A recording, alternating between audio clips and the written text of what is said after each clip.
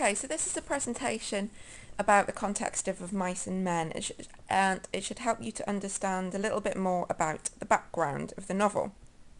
So, in America in the 1930s, or it's a really American idea, generally, something called the American Dream. And it's the idea based on the American Constitution of equality for all, and the idea that you don't really need a lot of wealth in your family in order to build up your own individual wealth. So you don't need to come from a wealthy background in order to progress in society, in order to you can become a millionaire and from nothing. That's the idea of the American dream. There's opportunity for all. Now, Steinbeck in Of Mice and Men looks at the idea of when the American dream doesn't work. He looked at the idea of who it doesn't work for: people with a disability, people who are black in America, women. Okay, so he looks at how it fails.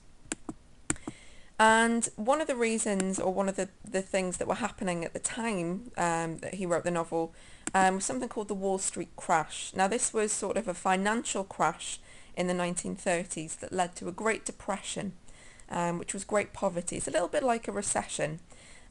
So it led to people losing their savings, it led to people becoming unemployed, businesses, people went out of business. There was huge unemployment in America in the 1930s. And in particular, what was really hit hard was agriculture. So agriculture was a huge industry in America, but after the financial crash, people lost their savings. So people who previously farmed the land, they lost their savings and they could no longer pay rent on their land, so they had to give up their farms. And that led, what really made that worse was in 1934 there was a huge drought across the southern states, which led to lots of crops dying, and it led to something known as this Dust Bowl effect.